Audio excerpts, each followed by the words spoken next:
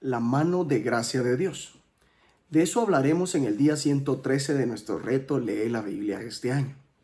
Según Woody Allen, el 80% de la vida consiste simplemente en estar presente. Una gran parte de la vida es simplemente el conjunto de las circunstancias en las que nos encontramos. Es decir, las cosas que nos suceden. Por ejemplo, nuestros padres, nuestro diseño genético, el tiempo, gran parte de nuestra educación y nuestro gobierno son cosas que experimentamos como cosas que nos están pasando. En la gramática griega, todas estas cosas se expresan en lo que se llama la voz pasiva. Pero también hacemos que sucedan cosas.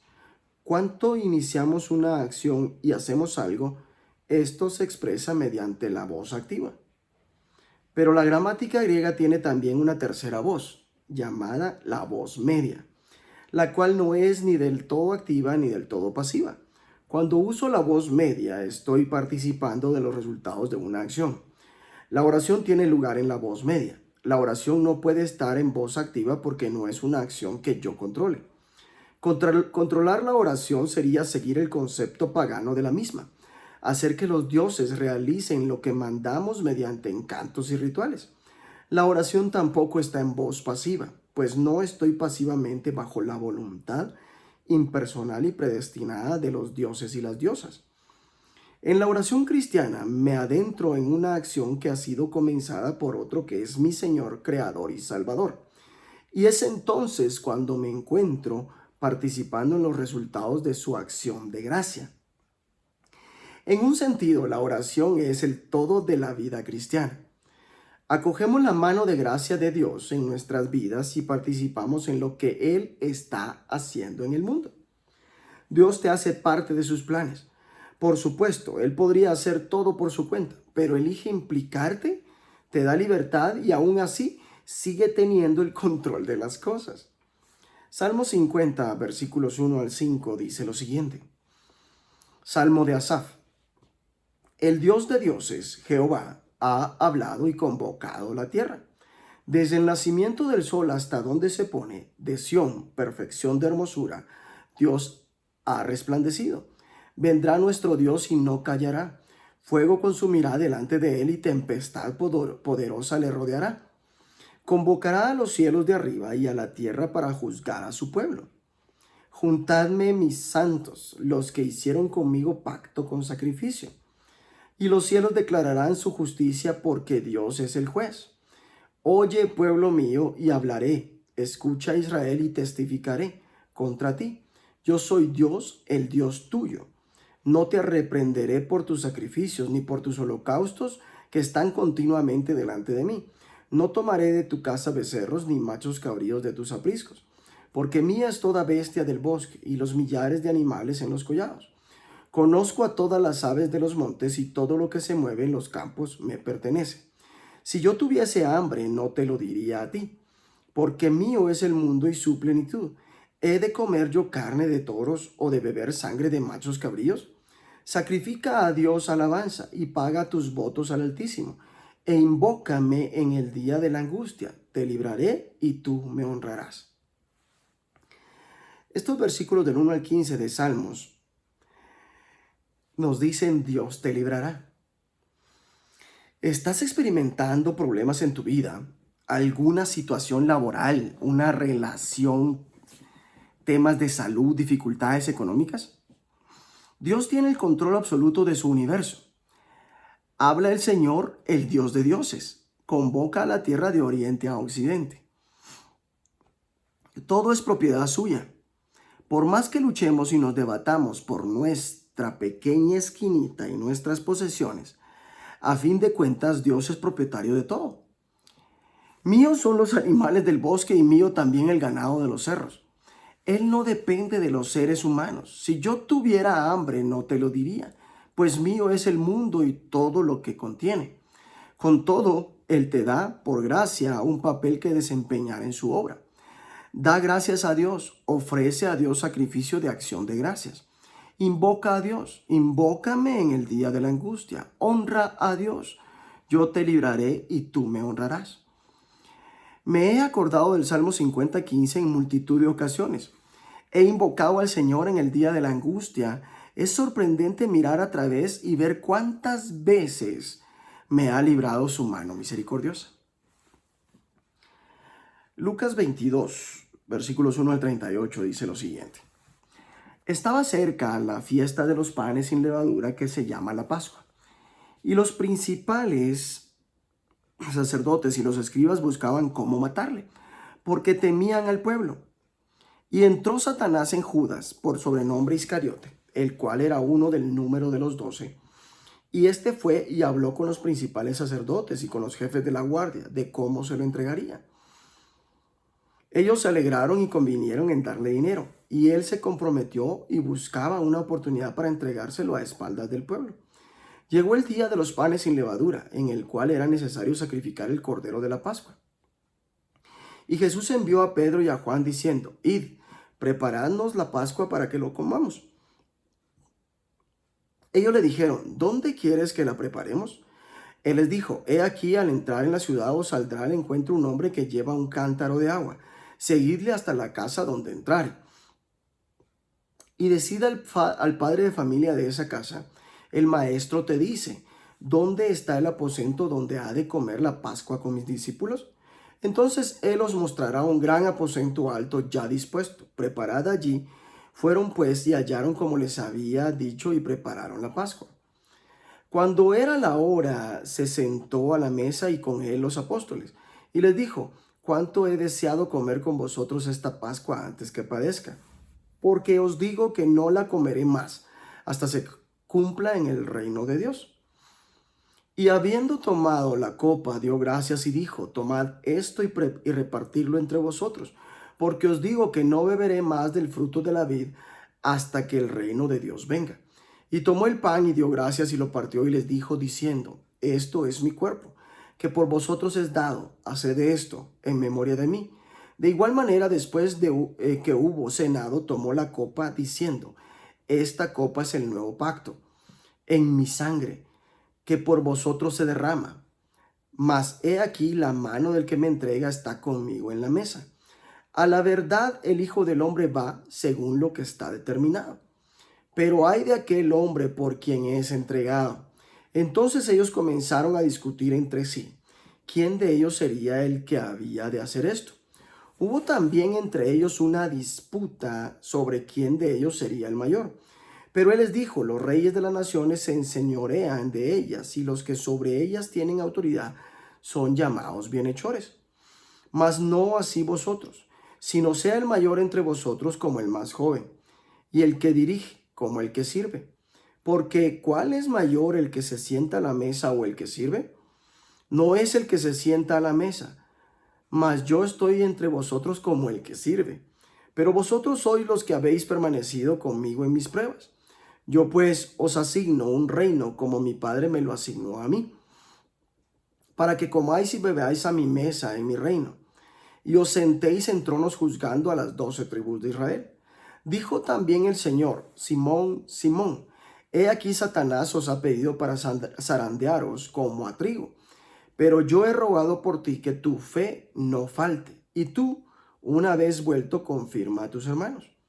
Él le dijo, Señor, dispuesto estoy a ir contigo no solo a la cárcel, sino también a la muerte. Y él le dijo, Pedro, te digo que el gallo no cantará hoy antes que tú niegues 3 veces que me conoces. Y a ellos dijo, cuando os envié sin bolsa, sin alforja y sin calzado, ¿os faltó algo? Ellos dijeron, nada.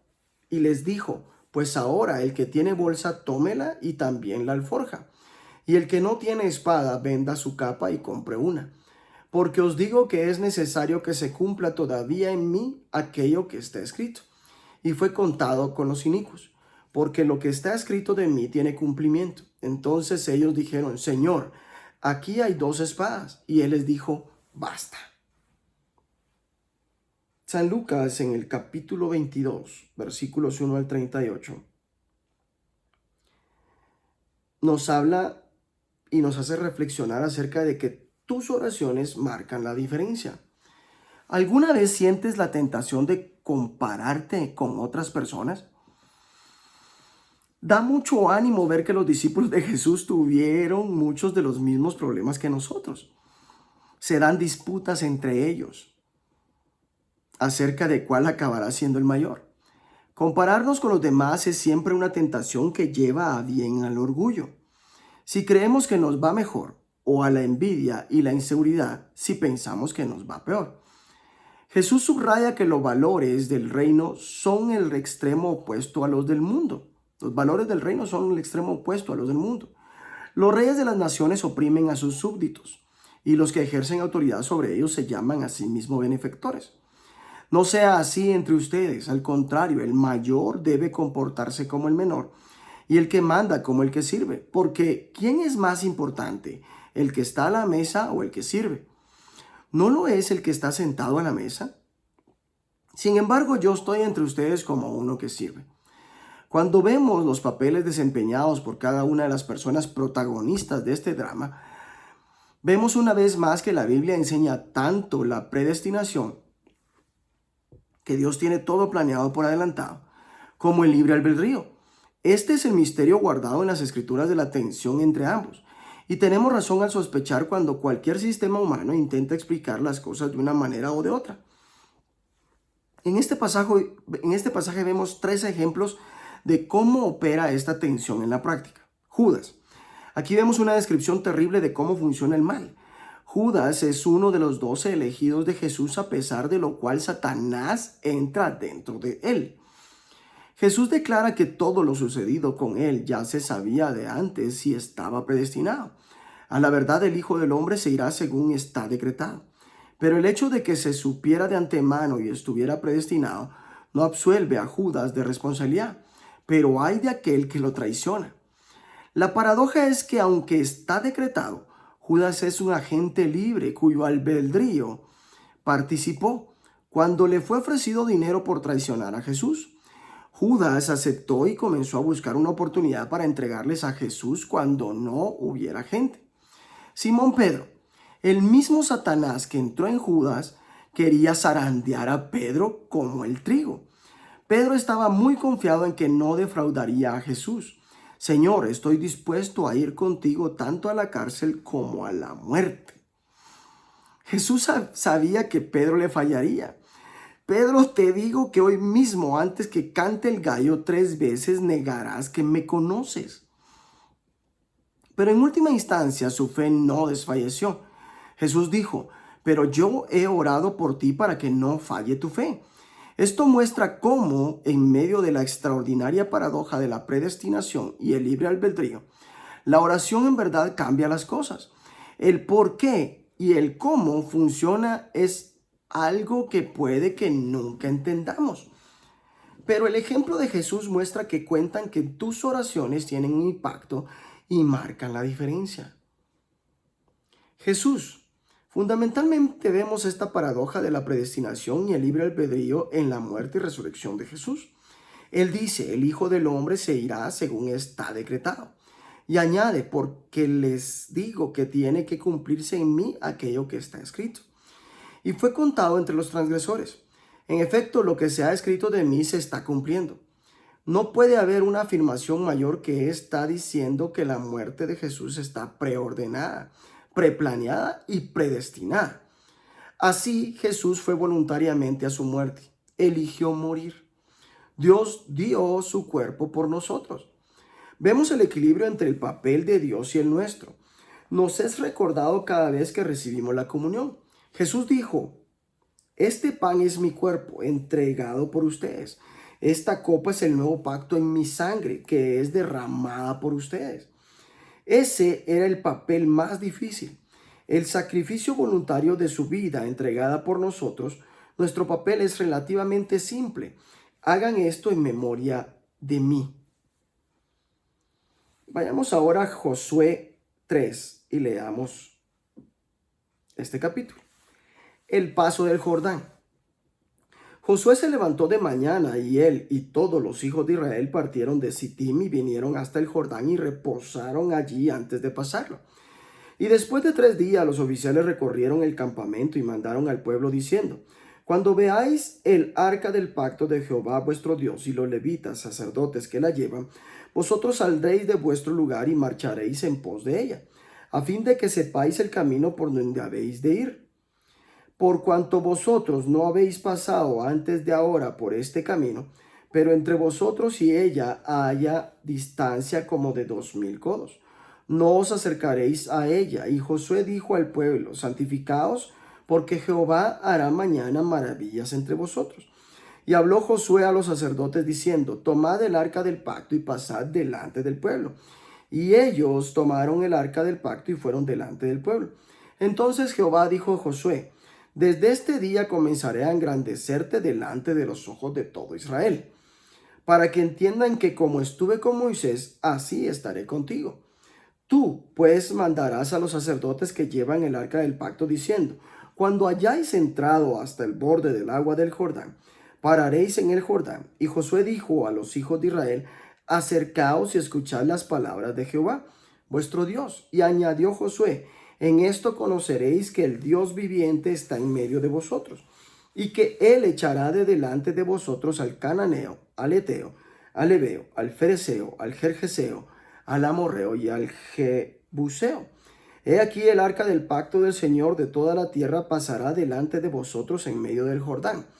Tomad pues ahora 12 hombres de las tribus de Israel, uno de cada tribu, y cuando las plantas de los pies de los sacerdotes que llevan el arca de Jehová, Señor de toda la tierra, se asienten en las aguas del Jordán, las aguas del Jordán se dividirán, porque las aguas que vienen de arriba se detendrán en un montón.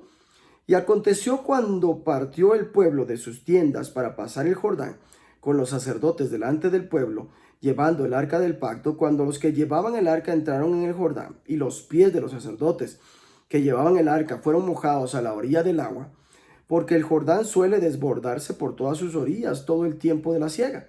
Las aguas que venían de arriba se detuvieron como en un montón bien lejos de la ciudad de Adán, que está al lado de Zaretán, y las que descendían al mar del Arabá, al mar salado, se acabaron y fueron divididas, y el pueblo pasó en dirección de Jericó. Mas los sacerdotes que llevaban el arca del pacto de Jehová estuvieron en seco, firmes en medio del Jordán, hasta que todo el pueblo hubo acabado de pasar el Jordán, y todo Israel pasó en seco. Josué 4. Las 12 piedras tomadas del Jordán. Cuando toda la gente hubo acabado de pasar el Jordán, Jehová habló a Josué diciendo: tomad del pueblo 12 hombres, uno de cada tribu, y mandadles diciendo: tomad de aquí, de en medio del Jordán, del lugar donde están firmes los pies de los sacerdotes, 12 piedras, las cuales pasaréis con vosotros, y levantadlas en el lugar donde habéis de pasar la noche.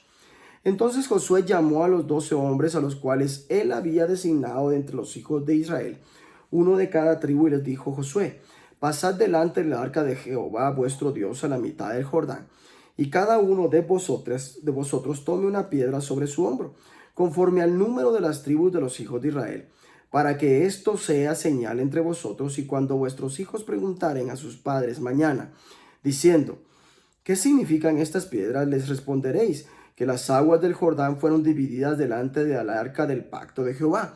Cuando ella pasó el Jordán, las aguas del Jordán se dividieron, y estas piedras servirán de monumento conmemorativo a los hijos de Israel para siempre. Y los hijos de Israel lo hicieron así como Josué les mandó.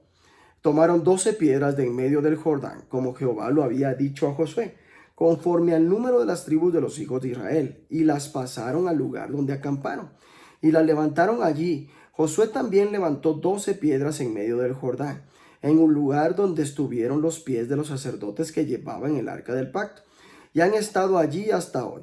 Y los sacerdotes que llevaban el arca se pararon en medio del Jordán hasta que se hizo todo lo que Jehová había mandado a Josué que dijese al pueblo, conforme a todas las cosas que Moisés había mandado a Josué, y el pueblo se dio prisa y pasó.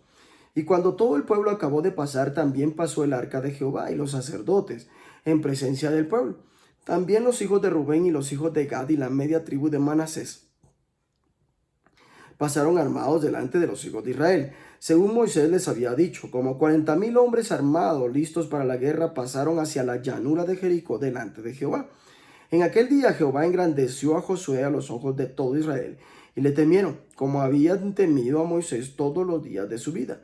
Luego Jehová habló a Josué diciendo: manda a los sacerdotes que llevan el arca del testimonio que suban del Jordán.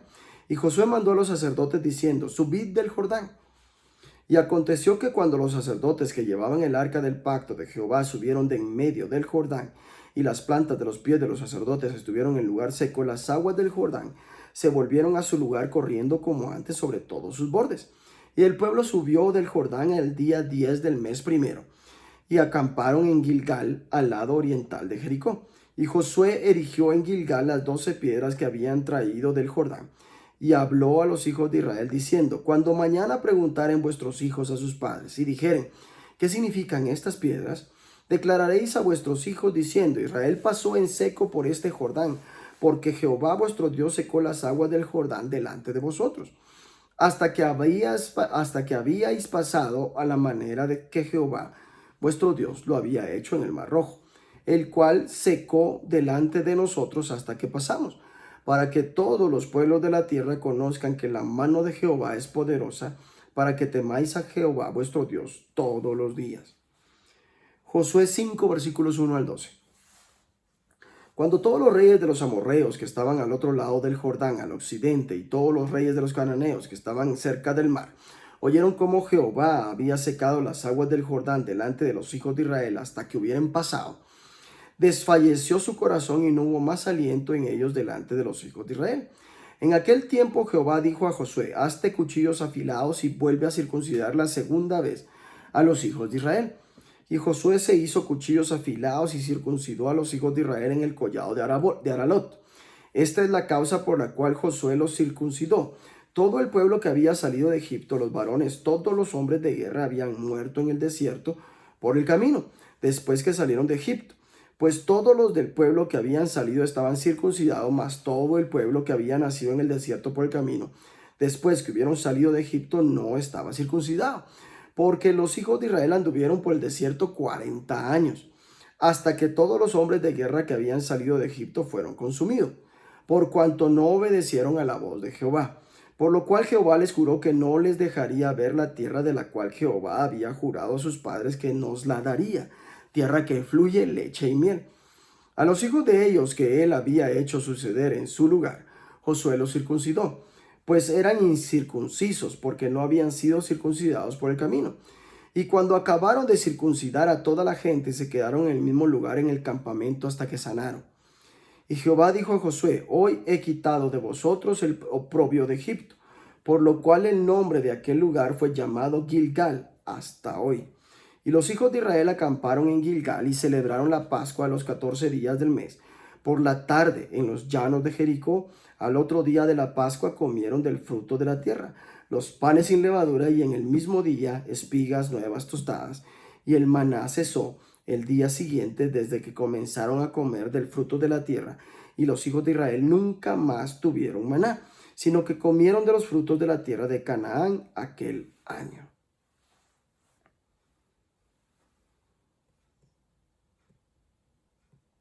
Estos 3 capítulos de Josué son claros en decirnos, Dios hará grandes prodigios. ¿Te das cuenta de que Dios está contigo? Y si está contigo, entonces puedes enfrentarte a todos los retos que se presenten. Dios dice a Josué, estoy contigo como estuve con Moisés. Una vez más, vemos aquí el equilibrio entre nuestro papel y el de Dios. Prepárense. Dios estaba a punto de actuar de manera milagrosa en favor de su pueblo. Pero el pueblo tenía un papel que hacer. Josué dice al pueblo que se preparen. Purifíquense porque mañana el Señor va a realizar grandes prodigios entre ustedes. También les fue asignada la tarea de elegir a las personas que desempeñarían papeles particulares en la preparación del cruce del Jordán. La provisión de Dios.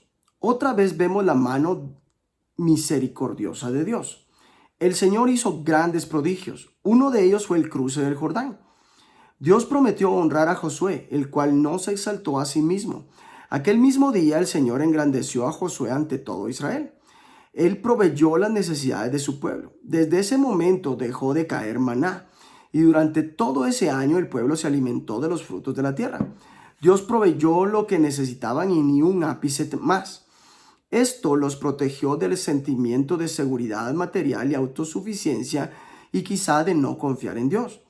Tu seguridad y confianza deben apoyarse solamente en Dios. Siempre ha provisto lo suficiente, ni un ápice más. Gracias, Señor, por la manera tan prodigiosa en la que me haces parte de tus planes.